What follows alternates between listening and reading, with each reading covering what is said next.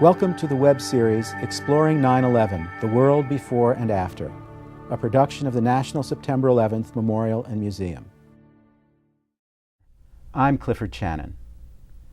I'm speaking today with David Blight, who is a professor of American history at Yale University, and also at Yale is director of the Gilder Lehrman Center for the Study of Slavery, Abolition, and Resistance. Among his many books, I note in particular Race and Reunion, The Civil War in American Memory. Professor Blight has also been serving as an informal advisor to the National September 11th Memorial Museum. David, welcome. Thank you, Cliff.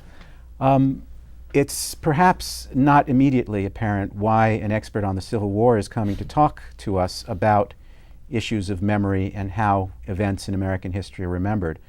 But at the same time, your experience in being called on to reflect on these issues began very shortly after September 11th, 2001. Can you tell us a little bit about that? Well, I think this happened to all of us who write about historical memory, apparently.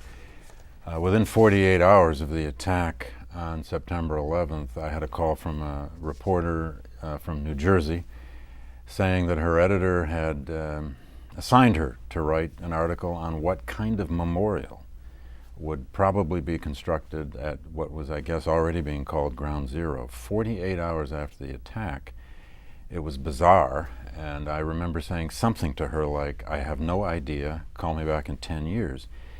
And I think many other scholars who work on memory had similar calls, but it shows us something about the rage in our culture, the obsession in our culture to memorialize and to understand whenever something traumatic happens, how will we memorialize it? It didn't used to be this way. We used to take 75 years or 50 years at least to build a national memorial to Abraham Lincoln, or the World War II memorial didn't appear until just a few years ago, and so on. We did memorialize Vietnam quite quickly on the National Mall.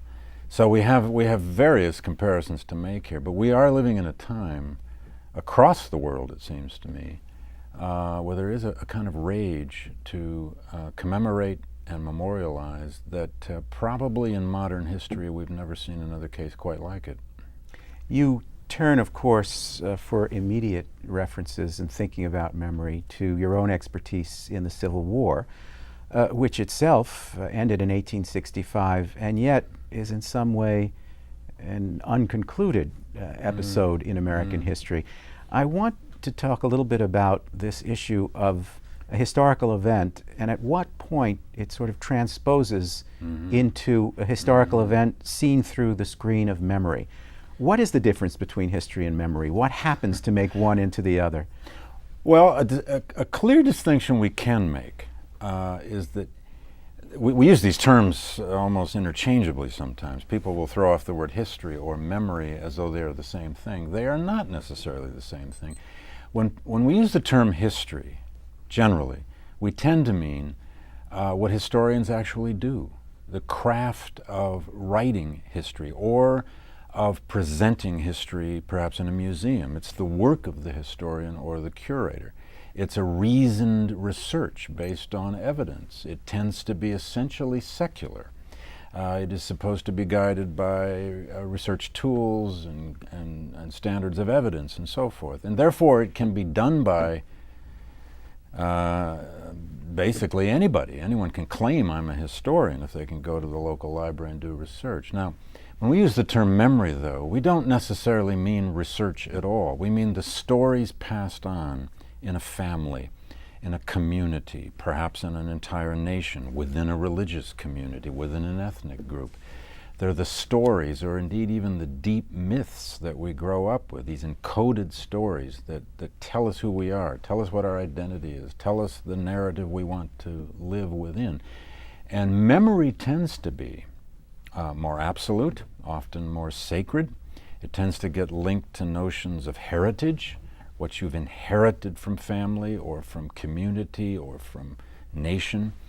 And often these stories are not necessarily verifiable at all. They're not based on any kind of formal research or even pedagogy. They're what one's grandparents taught you or told you. And in that sense, memory is larger. It's much more powerful than what we could call history. There is much more remembered past, if we think about it, out among the populace of any society, however free it is in its institutions, or even in the practice of free speech. There's far, far more memory practiced in communities than there is formal history. And historians, and those of us in the historical community of scholars, museums, and so forth, historic sites, have to be aware of that. We ignore this kind of collective public memory at our peril, because there's much more of that than there is of the history we're trying to write.